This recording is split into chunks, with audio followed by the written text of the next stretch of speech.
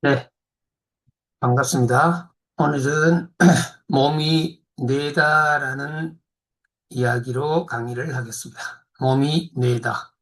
아, 먼저 몸이 뇌다라는 말을 쓰는 이유는 우리가 몸이나 뇌, 이 생각, 의식 이런 것들이 모두 따로따로가 아니고 생명이라는 측면에서 하나라는 의미를 말하고자 하는 것입니다. 여기에는 동양적인 사상, 또는 서양적인 사상, 그 다음에 현대의학이 말하는 부분들이 다 조금씩 내포가 되어 있고요. 몸이 뇌다라는 말은 흔히 사용하는 사람들이 많지는 않습니다. 그러나 이 수행하는 입장에서는 몸이 뇌다라는 말을 쓰고자 하고, 아, 인문학적으로나 과학적으로 우리가 살펴보았을 때 그 의미가 맞는 얘기인지 살펴보도록 하겠습니다. 자, 몸이 곧 뇌다. 현대과학과 현대뇌과학과 동양의 수행 전통에서는 모두 이런 부분에 점점 중요하게 관심을 가지고 있습니다. 즉, 뇌가 몸을 지배한다는 것이 아니라 몸 전체가 생각과 감정, 의식에 함께 참여한다는 말이 되겠습니다. 그래서 긴장하면은 우리가 어깨와 배가 경직된다고 하듯이, 또는 슬플 때 가슴이 답답하거나 우울함이 생긴다든지 이런 경우, 그 다음에 두려움이 있을 때 장이 잠깐 멈춘다든지 소화가 잘 안 된다 이런 얘기 하죠. 그 다음에 심장이 두근거린다 이런 얘기를 하듯이 그렇게 반응하는 경우가 이 몸과 뇌가 동시에 작동하는 게 아닌가 이렇게 생각을 하고, 또 하나 자세가 바뀌면 감정과 사고방식이 우리가 달라지는 것, 이거는 수행자들한테 많이 얘기를 하고 있는 내용입니다. 그래서 우리가 자세를 어떻게 갖느냐에 따라서, 몸을 어떻게 갖느냐에 따라서 감정과 사고방식이 달라진다. 그러면 뇌의 작동도 역시 마찬가지로 몸의 자세에 따라서 어, 뇌가 작동을 한다. 이렇게 보면 되겠죠. 그래서 뇌가 몸을 움직이는 동시에 몸도 뇌를 끊임없이 바꾸고 있다.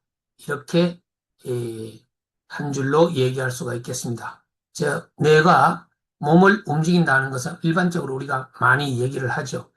우리 뇌과학자들은 특히나 뇌가 우리 전신을 다 이렇게 관장한다고 말을 하고 있습니다.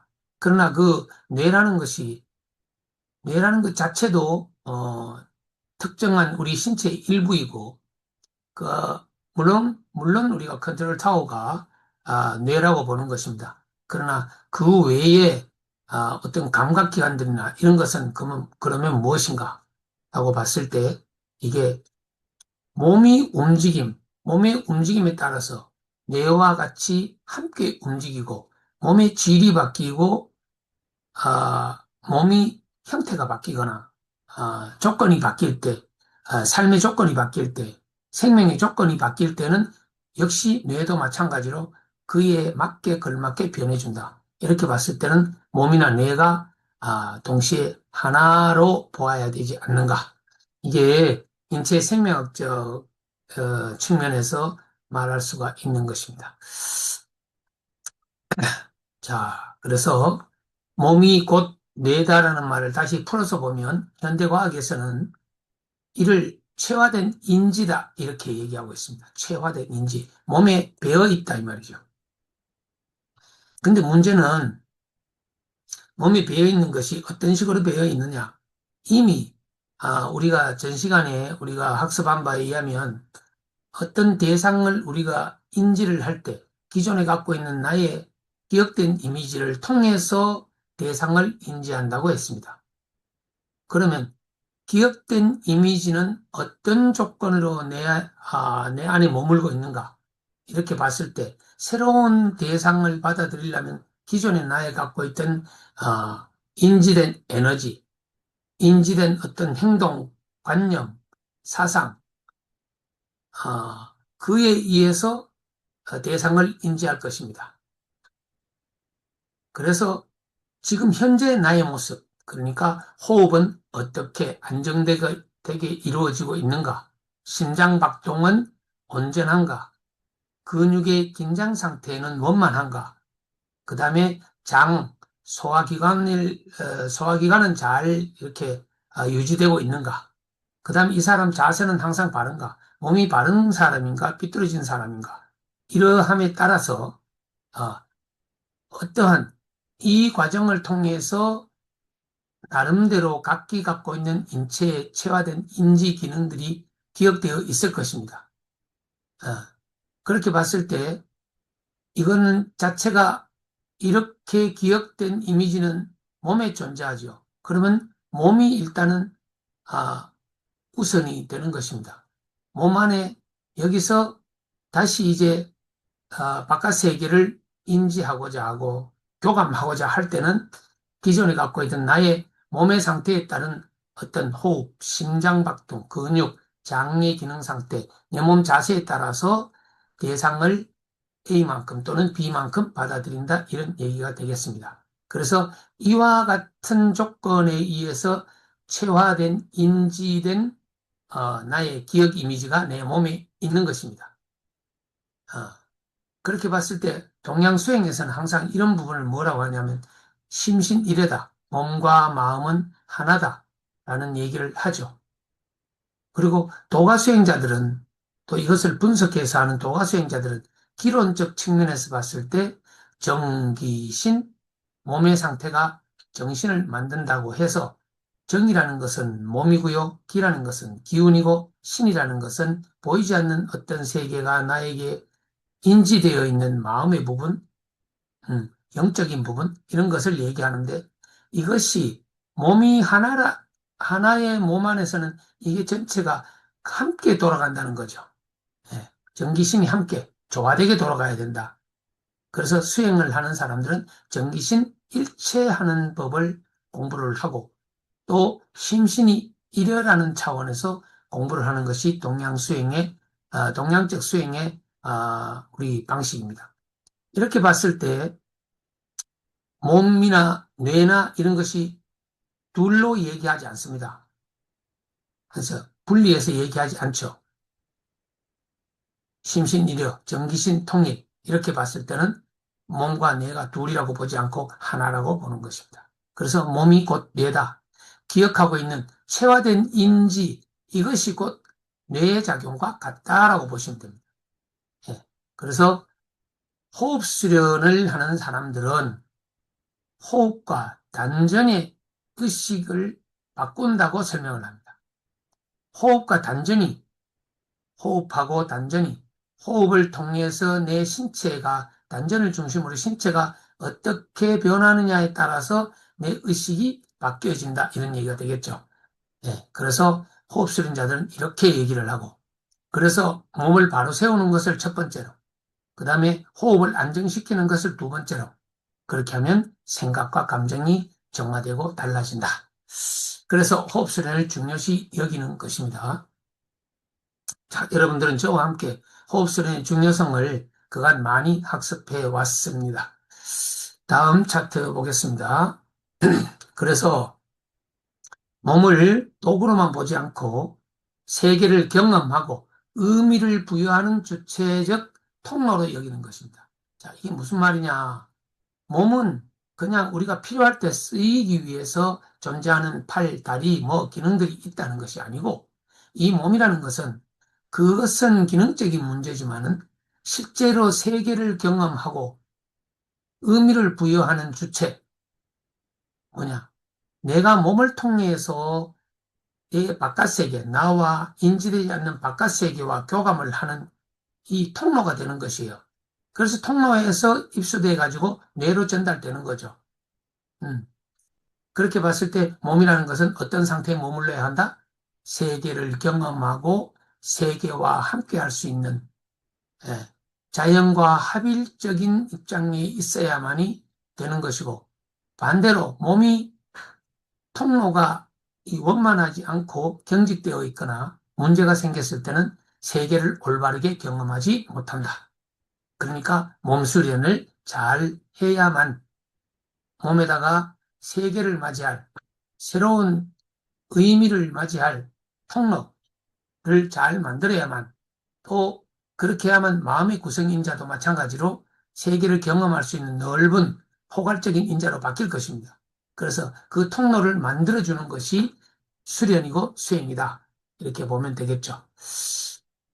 그래서 몸의 감각이라든지 움직임이 마음에 영향을 준다는 것이고, 반대로 마음이 몸의 반응으로 드러나는 상호작용을 통해서 몸과 마음이 분리될 수 없는 통합된 존재이다. 그래서 마음이라는 것은 내 기존에 기억되고 있는 체화된 인지 기능, 거기에 따라서 마음이 형성되어 있을 것이죠.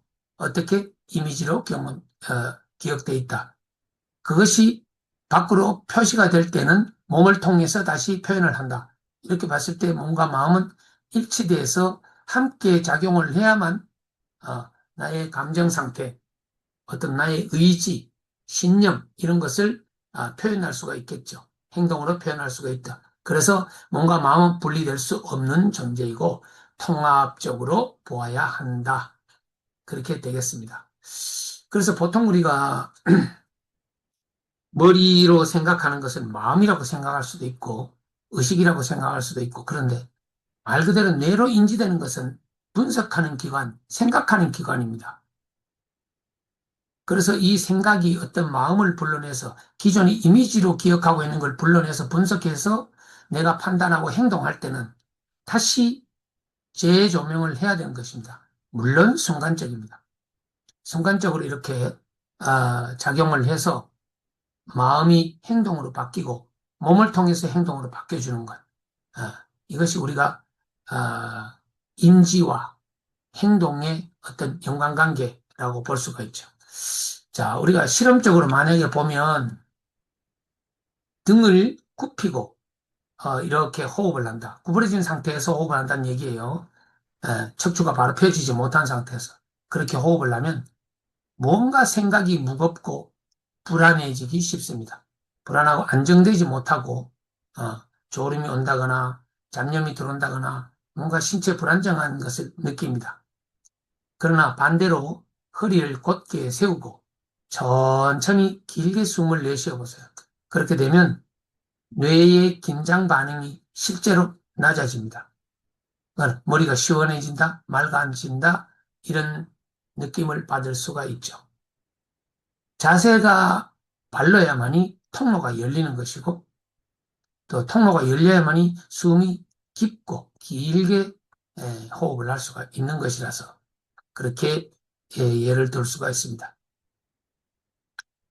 그래서 몸은 속된 말로 단순한 껍데기가 아니라 의식과 마음이 드러난 살아있는 뇌의 일부다라고 볼 수가 있겠죠.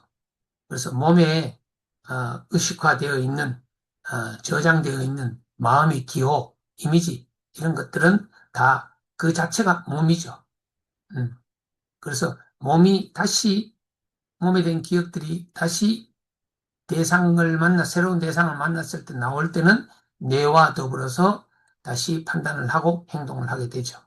그래서 모든 것이 뇌와 몸은 하나라는 측면에서 얘기를 할 수가 있겠습니다. 다음은 숨내라는 말을 가지고 오겠습니다. 우리 몸은 숨을 통해서, 호흡을 통해서 존재합니다. 즉, 조금 더 섬세하게 들어가면 숨이 곧 뇌다라는 말이죠. 그러면 숨이 곧 뇌다. 뇌와 몸은 다르지 않다. 무슨 말일까요? 우리의 몸은 숨덩어리로 만들어져 있다. 그렇게 얘기할 수가 있겠죠. 네, 몸이 곧 숨이다. 숨 자체다 말이죠. 그러니까 세포 자체가 숨덩어리다. 그렇게 볼 수가 있죠. 그래서 뇌나 숨이나 같은 의미이고 뇌가 다시 몸과 같은 의미라면 그거는 숨, 뇌, 몸 같이 가는 것이죠. 그래서 제일 우리가 민감하게 반응할 수 있고 한 것은 몸에 적용할 수 있는 건 호흡이라는 숨이거든요. 그래서 숨뇌라는 이름을 붙여봤습니다. 숨뇌라는 표현은 정식 의학 용어는 아닙니다. 말 그대로 호흡이 만드는 뇌입니다. 그래서 호흡의 어떤 연결 상태에 따라서, 호흡의 질에 따라서 뇌가 또는 생각이, 의식이 만들어진다라고 보면 되겠습니다. 그래서 현대과학적으로 보면은 호흡은 단순한 산소 공급이 아니라 뇌의 상태 자체를 바꾸는 기능을 합니다. 그래서 호흡을 어떻게 해야 된다? 호흡을 뭐 아랫배로 해야 된다. 호흡을 가녀리게 해야 된다. 호흡을 깊고 편안하게 안정되게 해야 된다는 말은 많이 쓰고 있습니다. 그러면 우리 신체에 어떻게 반응하는가 보겠습니다. 호흡은 자율신경계를 조절해 줍니다. 또 호흡에 따라서 감정 조절이 됩니다. 우리가 어, 뭐 급한 일이 생겼을 때, 불안정한 일이 생겼을 때 호흡을 좀 조절해봐. 숨 조절을 좀 해봐. 호흡을 천천히 하고 이런 말을 가끔 쓰죠. 그래서 감정 조절을 할 수가 있습니다. 그 다음에 호흡을 어, 호흡에 집중해서 우리가 모든 내 생명체를 다룬다고 생각했을 때 집중력이 잘 길러지죠. 호흡이 안정될수록 집중력이 생기는 것이고 마찬가지. 기억도 마찬가지. 호흡에 따라서 우리가 불안정할 때는 기억이 잘 되지 않습니다. 예. 그래서 호흡이 안정됐을 때 기억이 잘 된다. 그 다음에 호흡이 불안정하면 공포 반응도 일어난다. 반대로 호흡이 안정되면 공포 반응은 해소가 된다. 그렇게 보면 되겠죠. 그래서 호흡의 어떤 상태에 따라서 의식 상태와 직접 우리는 연결해서 설명을 할 수가 있습니다. 의식이 조금 들떠 있는 것 같아. 생각이 들떠 있는 것 같아. 이렇게 표현하거나 호흡이 안정돼 있으면 참 그 사람 평온한 것 같다. 의식이 참 안정돼 있고 신뢰가 가고 무슨 말을 해도 아주 차근차근 얘기하는 거 보니까 참 호흡이 안정돼 있더라. 이렇게 볼 수가 있죠. 자, 신체적으로 이렇게 행동이 이렇게 드러나는 것입니다. 그 다음에 우리가 가끔 그런 거 느끼죠. 숨이 급하면, 호흡이 급하게 이루어지면 불안, 공포가 더 커지게 됩니다. 활성화되고 숨이 길고 느리게 되면 부교감 신경이 활성화돼서 뇌가 안정이 되죠. 예. 그래서 신체적인 안정, 심신의 안정이 온다 하는 것이 숨과 연결돼서 말씀을 드릴 수가 있습니다. 또 하나는 호흡은 단순한 폐활동이 아니고 뇌의 리듬을 조절하는 손잡이 역할을 한다. 예, 그렇죠. 동양 수영법에는 선도라든지 이런 데 사는 단전호흡이 특별한 예라고 할 수 있겠습니다. 그래서 이들에 의하면 이 수련법에 의하면 숨이 내 몸에 있는 기를 움직이기도 하고 기가 정신을 맑게 하기도 하면서 결론적으로 정신이 밝아지면 의식이 확장된다라고 합니다. 수행자들은 이러한 목적들 때문에 수행을 하게 되죠. 연결해서 해보면 몸은 곧 숨을 통해서 또는 몸이 곧 숨이고 이것이 곧 마음의 결정체고 그 다음에 행동하는 의식의 의식과도 일체함으로 몸, 숨, 마음, 의식은 서로 연결이 된다. 이렇게 볼 수가 있겠습니다. 그래서 수행에서 가장 먼저 다루는 것이 생각이 아니라 호흡 또는 숨이라고 하죠. 그래서 숨 공부를 통해서 내가 숨 조절을 할 수 있다. 호흡을 잘 조절할 수 있다. 그러면 첫 번째, 맥박이 안정되게 됩니다. 맥박이 변하고 신경계가 변하게 되고 또 감정이 변하게 되고 사고가 변하게 되고 그래서 의식의 깊이도 달라진다라는 것이 숨 공부, 호흡을 통해서 달라지는 현상들이죠.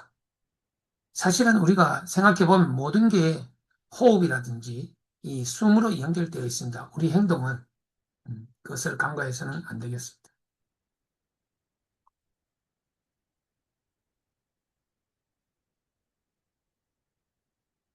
그래서 숨내는 머릿속 뇌만이 아니라 호흡을 통해서 몸 전체와 연결된 살아있는 의식 체계라고 할 수가 있습니다.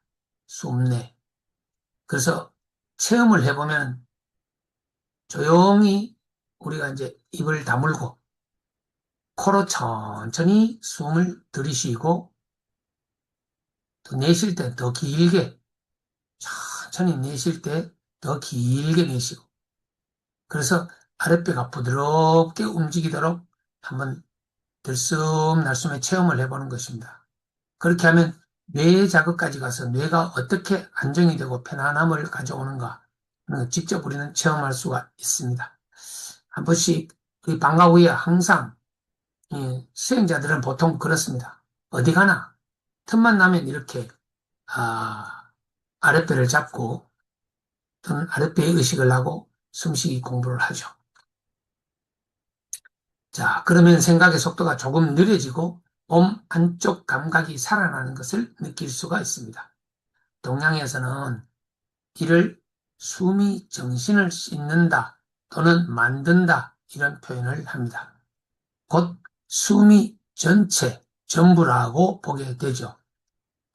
그래서 더 이 학술적으로 다른 방향으로 가면 숨은 곧 기라고 할 수 있고요. 예, 그 자체가 생명이죠. 예, 그렇게 얘기를 할 수가 있습니다. 숨, 상당히 중요한 내용입니다.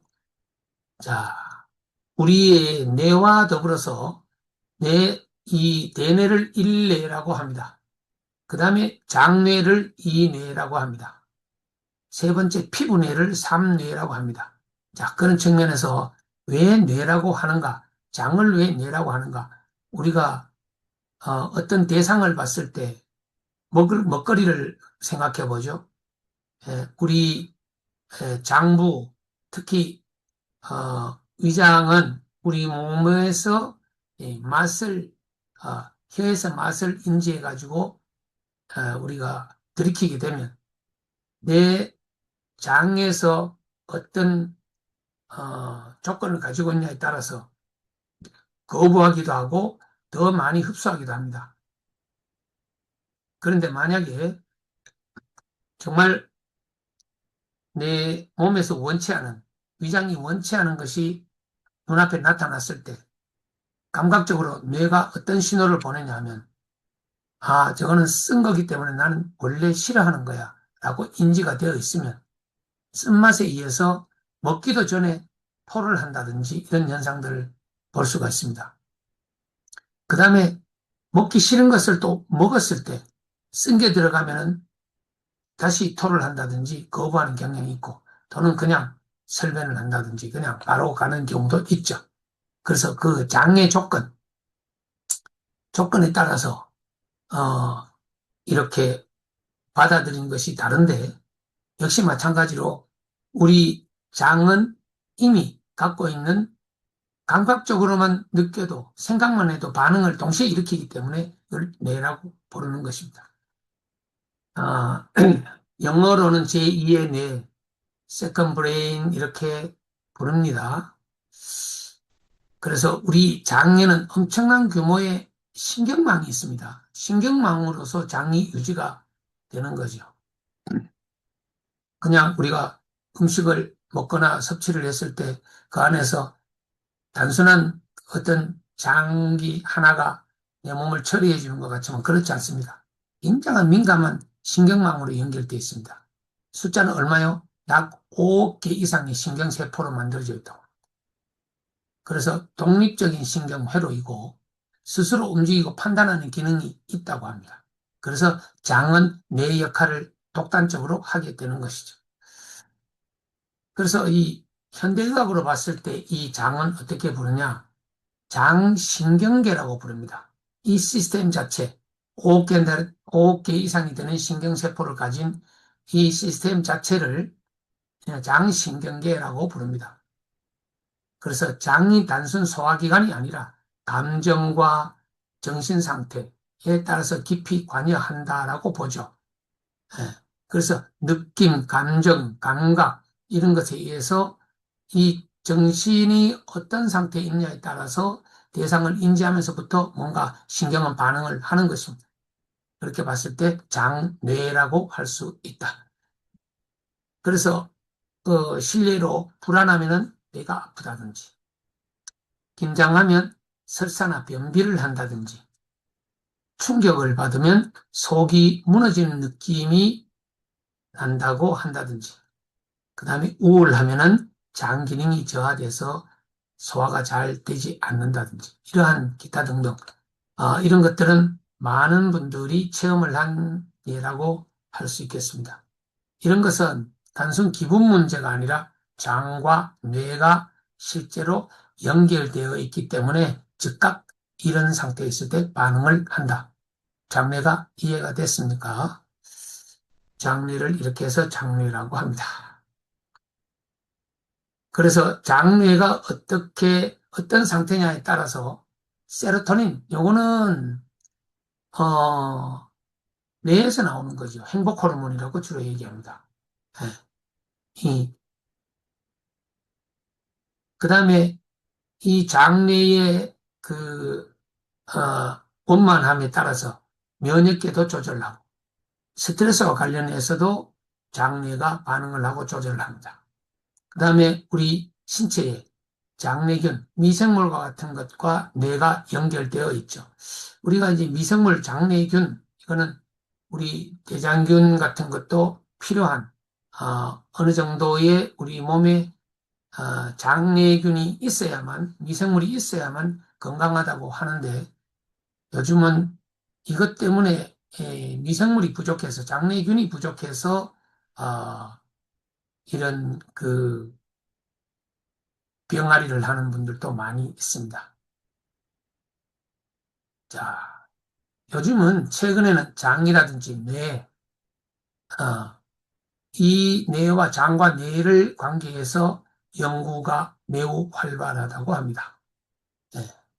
그래서 장 상태에 따라서 감정과 사고, 면역계, 의식 상태가 서로 영향을 주고받는다. 장이 건강해야 되겠죠. 동양에서는 오래전부터 이 비슷한 관점을 가지고 있습니다. 그래서 장의 중심을 우리는 단전으로 보고 있습니다. 단전. 예. 장은 소장을, 어, 단전은 소장의 중심을 얘기하는 거죠. 위장으로부터 쭉 내려가서 소장에서 에너지를 만들기 때문에, 예, 에너지 만드는 소장 쪽이 튼튼하고 건강해야 된다라고 보는 관점입니다. 그래서 이 수행을 하는 사람들이 배를 마음의 중심으로 인식을 하게 되고 항상 배가 건강해야 된다 해서 배짱이다 이런 말을 씁니다. 또는 속이 편하다. 배가 건강해야 된다. 장이 건강해야 된다. 또 심지어 이런 말도 있습니다. 심복이라는 말도 있습니다. 예, 마음의 복, 음, 마음의 배. 예?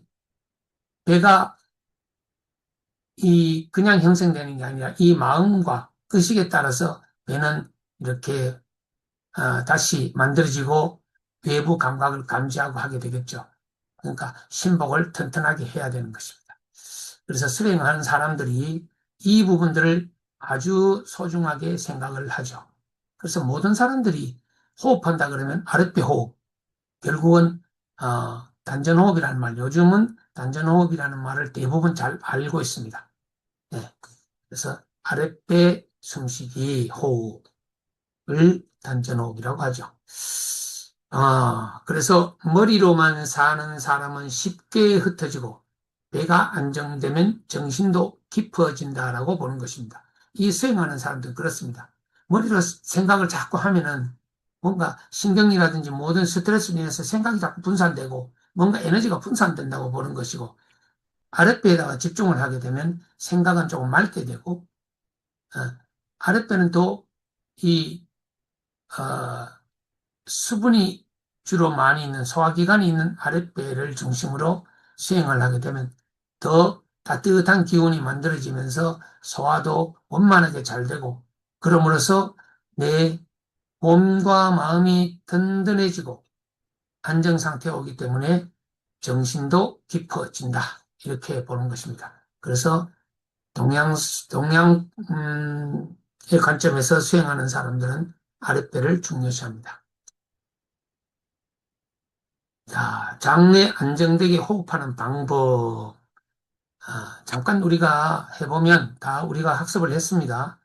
손을 아랫배, 배꼽 아래다 올립니다. 양손을 올리고 숨을 들이쉴 때 배를 부드럽게 팽창시키고 내쉴 때는 천천히 이완시키고 역시 앞에서도 잠깐 말씀드렸습니다만은 이, 이 들숨 날숨 이 행위를 3분에서 5분 정도 매일 하면 좋습니다. 뭐 순간적으로 매일 중에서도 뭐 끼니마다 해도 괜찮고요. 시간 날 때마다 해도 무리가 없습니다. 많이 할수록 좋다는 말입니다. 그러면 신경계가 긴장이 내려가는 느낌을 받습니다. 그래서 장뇌는 생존 본능과 감정의 뿌리를 가진 몸의 깊은 뇌라고 할 수 있습니다. 장뇌 잘 기억하십시오. 다음은 세 번째, 피부뇌입니다. 피부뇌. 자, 우리는 왜 피부뇌라고 하는가? 피부는 피부지 뭘 뇌라고 하는가? 우리가 피부로 어떤 바람이라든지 물결이라든지 뭐 이런 게 열감이라든지 느낄 때 피부를 느낍니다. 특히 손끝으로 감지되는 이 피부에 느껴지는 것은 상당하죠. 이런 걸 촉각이라고 하는데, 아니, 피부 접촉에 의해서 일어나는 건 촉각이라고 하는데, 왜 손으로 많이 우리가 개발이 되어 있죠. 그래서 피부내,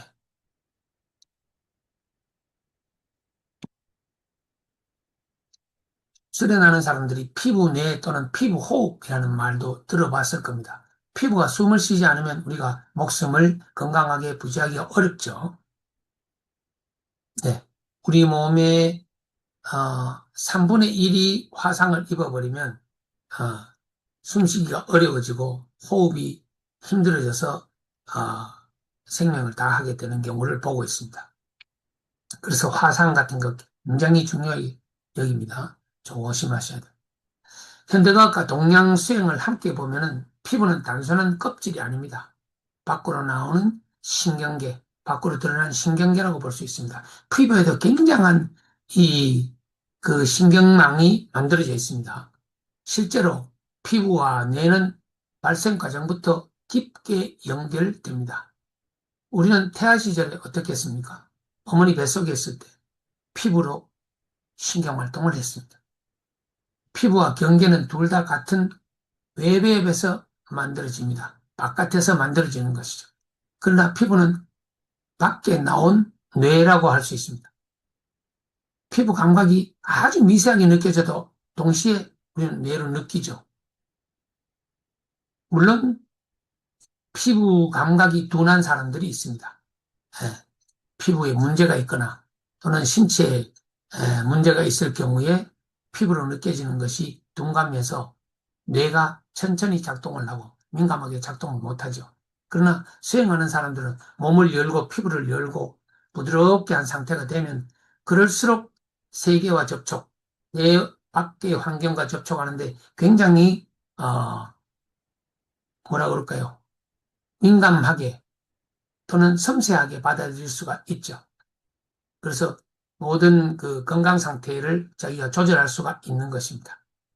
네. 그래서 피부에는 촉각 수용체가 있습니다. 그 다음에 우리가 다 알고 있듯이 온도 감지를 할 수 있습니다. 통증도 감지할 수 있습니다. 또 누름점, 당김, 그렇게 해서 압력을 감지할 수가 있습니다. 그 다음에 움직임, 진동을 감지할 수 있는 그런 신경망으로 피부가 만들어져 있다고 합니다. 그래서 피부는 단순 감각기관이 아니라 세상과 뇌를 연결하는 거대한 의식의 경계면이죠. 예. 이거는 잘 기억하고 우리가 마음에 새기면 더 좋겠습니다. 세상과 뇌를 연결하는 거대한 의식의 경계면이 내 몸의 피부다. 그래서 피부 관리, 피부를 잘 유지하고 지키는 것, 피부를 건강하게 하는 것, 수행을 통해서 몸이 숨쉬게 하고 피부가 숨쉬게 하는 것까지 하는 것, 굉장히 중요합니다. 그래서 우리 느낌이 있죠. 누군가의 따뜻한 손길이 있다. 그럴 때는 우리는 굉장한 안정감을 갖습니다. 반대로 차가운 바람이 스쳐간다 그럴 때는, 아이고, 무슨, 안 좋은 일이 있을란가. 추위에 무슨 동판이 일어나지 않는가. 해서 긴장감을 갖게 되죠. 이런 것들. 그 다음에 햇빛이 어떠냐에 따라서 빛이 어떠냐 하늘에서 내리는 빛 또는 달빛, 햇빛 이런 것들에 따라서 기분 변화가 또 생기죠. 그 다음에 우리가 피부로 접촉, 포옹, 그죠? 포옹 같은 경우는 옥시토신이 증가한답니다. 아, 우리 몸에 굉장한 행복 호르몬, 느낌, 감정을 이렇게 증대시킬 수 있는 그런 호르몬이죠. 그 다음에 피부에 압박이 왔을 때도 우리는 불안한 감각을 느끼죠. 예, 또는 압박이 와가지고 시원하고 좋은 수도 있고, 압박이 와서 불안할 수도 있어요. 예, 그래서 피부 압박을 통해서 감각으로 우리가 내 마음의 어떤 반응을 느낄 수가 있습니다. 이런 반응들은 모두 피부와 뇌가 직접 연결되어 있다고 보는 것이 무리가 없습니다. 다음, 현대의 신경과학에서는 피부 자극이 감정 상태를 바꾸고 면역계와 신경계를 연결하면서 기억과 트라우마에도 영향을 준다고 합니다. 그래서 우리가 알레르기 피부, 뭐 심지어 아토피 피부 같은 경우도 사람이 이 주로 어린 사람들한테 이게 많이 생기는데 이로 인해서 성격을 아주 고약하게 만들기도 한다고 그랬습니다. 그래서 피부는 굉장히 중요합니다. 동양의 수행에서는 피부를 기의 경계로 보기도 했습니다. 앞에서도 말씀을 드렸지만은 이 세계와 면역이라고도 봤지만 기와 피부는 아주 몸과 사이에 피부는 기의 경계, 몸에 기운이 들어와야죠. 기운이 들어와서 뇌세포를 형성해야 되는데 다시 이 조제를 하고 이런 역할을 해야 되는데 피부가 열려 있지 않으면 기운이 잘 들어오기가 힘들죠. 그래서 우리는 그런 말을 씁니다. 모공으로 호흡한다, 피부로 호흡한다, 기의 발산과 수렴은 피부로 한다, 기운의 감흥도 피부로 느낀다. 이렇게 해서 피부를 굉장히 중요시하고 있습니다. 자, 우리 선도 수행에서는 피부가 열리고 닫힌다. 이런 말을 합니다. 피부가 열리고 닫히도록 몸을 이완시키고 마음의 상태, 마음의 안정 상태를 가져와야 된다. 그래서 마음에 또는 몸으로 긴장을 하고 있으면 피부가 다치죠. 그래서 긴장 상태를 풀어주는 것 굉장히 중요하게 생각합니다. 그래서 그렇게 해야만이 몸 밖의 기운과 통한다라고 하죠. 그래서 피부는 이러한 단순 육체가 아니라 몸과 숨, 의식이 외부 세계와 만나는 감각의 장으로 보는 것입니다. 그래서 수행하면서 피부를 열어라. 피부가 열릴 때까지 수행하는 것이 중요하다는 것을 말씀을 드릴 수가 있습니다. 보통 우리는 이 피부를 느끼는 건 손바닥으로 감각을 느낍니다. 어떤 감각을 느낍니까? 한번 해볼까요, 각자? 열감을 느낄 수가 있고, 손이 많이 이렇게 감각 훈련을 우리가 많이 하고 살아가기 때문에 손바닥으로 해보는 것은 굉장히 유용합니다. 열감, 미세한 압력감, 그 다음에 이 손과 손을 기공소리 나는 사람들 가끔 써먹는 얘기입니다. 이렇게 양손을 이렇게 마주보게 해서 움직였을 때, 조금 움직였을 때 이 안에 이 자기장이 형성됩니다. 네. 우리 몸 바깥에도 이렇게 한 20cm 또는 공력이 있는 분들은 한 1m까지도 바깥에 어떤 기운과 함께 이 같이 파장이라는 게 있지만 우리 손과 손은 열감이 가장 많고 하기 때문에 두 손을 이렇게 마주보고 했을 때 자기장을 많이 느끼죠. 이런 건 또 손이기 때문에 다른 신체 부위보다 빨리 느낄 수가 있습니다.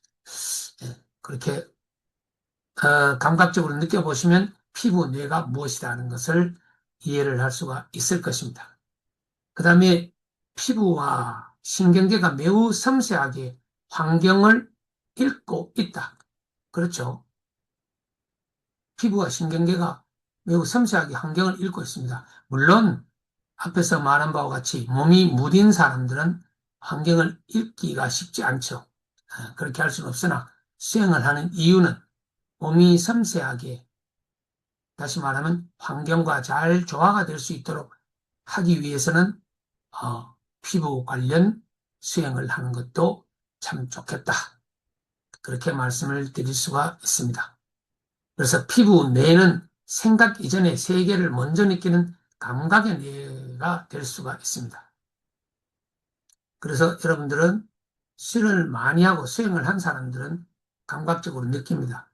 제일 많이 느끼는 사람들이 어린아이죠, 어린아이. 그 다음에 예전에는 남성보다 여성이 촉각이나 이런 것들이 아주 예민하다고 했습니다. 왜 그러냐면 남성보다 여성의 몸이 부드럽습니다. 피부가 열입니다.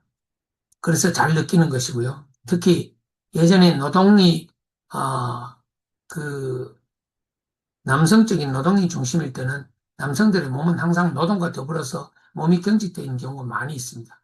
그래서 감각적으로 자기는 잘 느끼지 못하죠.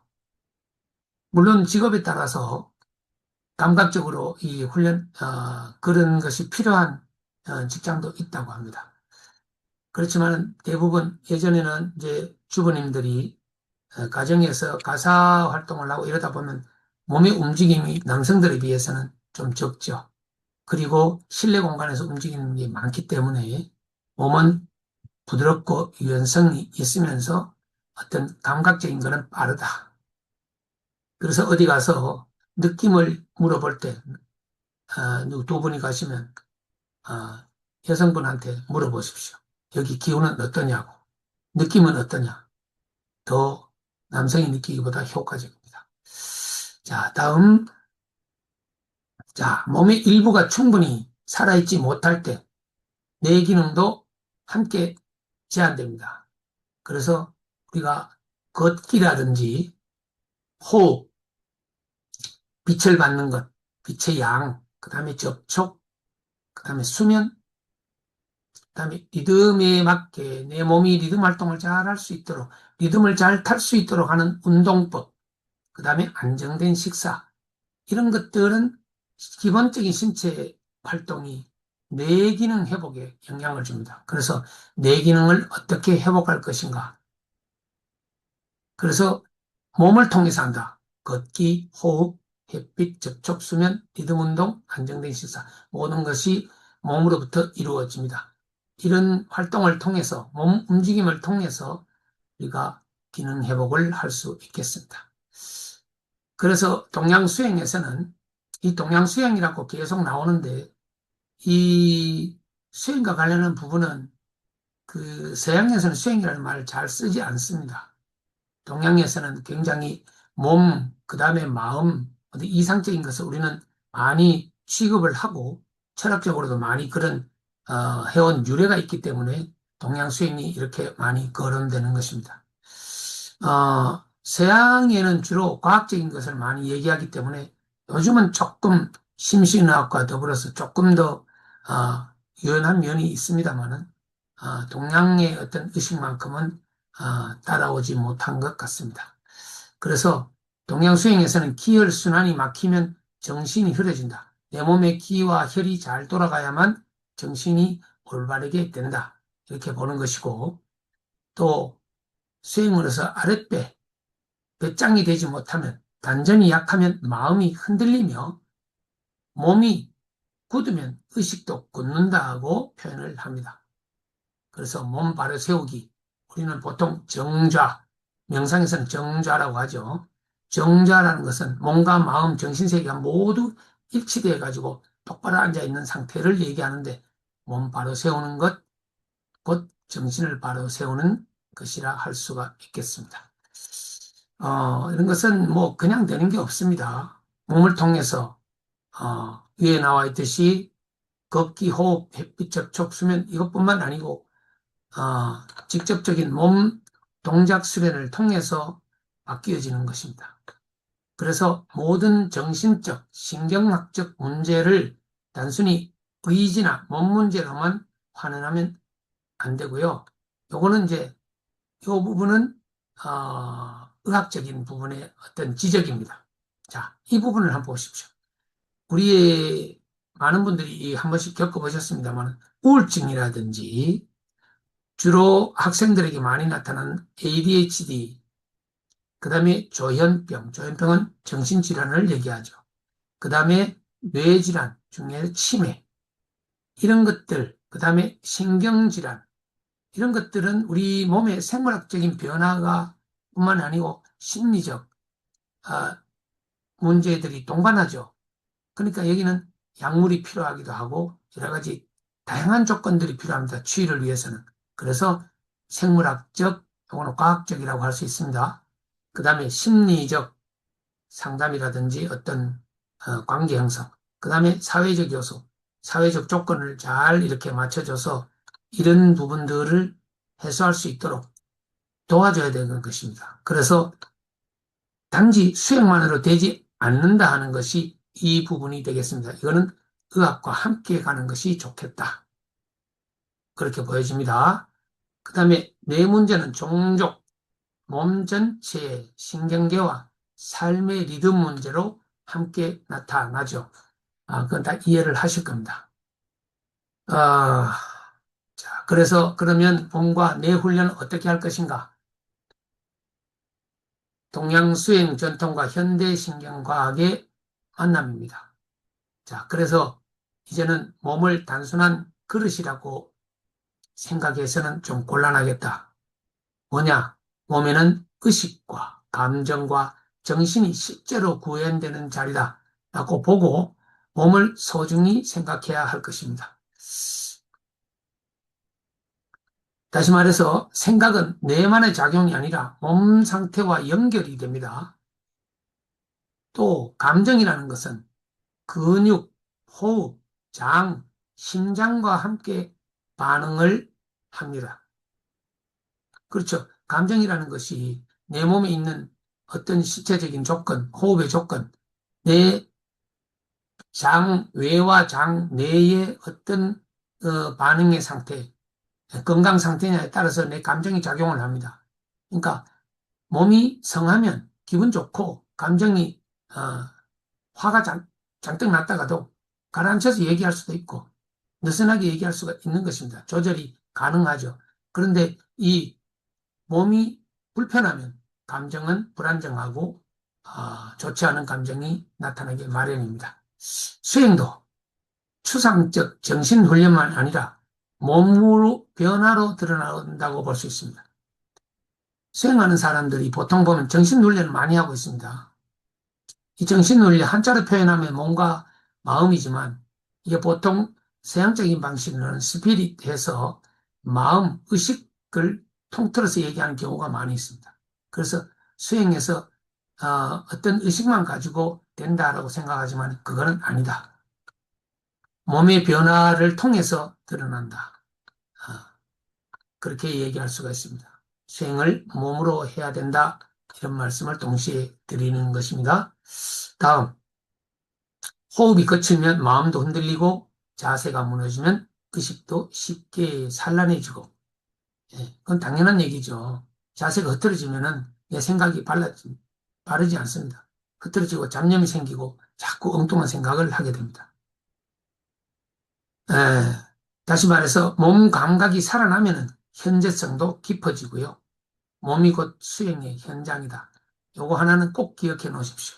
몸이 곧 수행의 현장이다. 그래서 수행이 어떤 조건을 찾아다니고 어디 멀리 찾아다니고 내 마음 공부를 하는데 내 몸 안에서 내 마음을 찾아서 공부하는 것이고 하는 것이지 어디 장소를 찾아가면서 어디에 있느냐 마음을 찾아서 할 것이 아니다. 이런 얘기가 되겠습니다. 몸이 곧 수행의 현장이 되겠습니다. 그래서 동양에서는 오래전부터 이렇게 말하고 있습니다. 심신은 일여 몸과 마음이 하나가 돼야 된다. 하나 되게 해야 된다. 그 다음에 성명이라는 요거 마찬가지입니다. 성이라는 것은 마음이고 명이라는 것은 생명체, 몸을 얘기하는 것입니다. 몸과 마음을 쌍수, 같이 닦아야 된다. 쌍수, 같이 닦아야 된다. 라고 얘기를 했고, 앞에서 말씀드렸듯이 몸, 그 다음에 기운, 정신, 마음의 상태가 하나로 통일되어야 된다라고 보는 것입니다. 이게 요 부분이 우리가 근원적으로 해야 될 핵심의 부분이고 뇌와 몸이 일치한다는 것을 증명해 주는 것이 되겠습니다. 어떻게요? 수행을 통해서만이 가능하다. 자, 그리고 선도 계열에서는 단전호흡, 척추 바로 세우기, 보행, 그 다음에 기혈순환 같은 몸 실제의 상태를 통해서 정신 수양을 하고 있습니다. 현대과학도 점점 비슷한 방향으로 갑니다. 어떻게 얘기하냐면 운동이 우울증 완화에 좋습니다. 호흡 훈련이 불안 조절에 영향을 줍니다. 명상이 심신의학에서 얘기하는 겁니다. 명상이 뇌구조 변화를 유도시키는 데 용이합니다. 장 건강이 감정 안정에 영향을 끼칩니다. 현대과학도 이제 이만큼 따라왔습니다.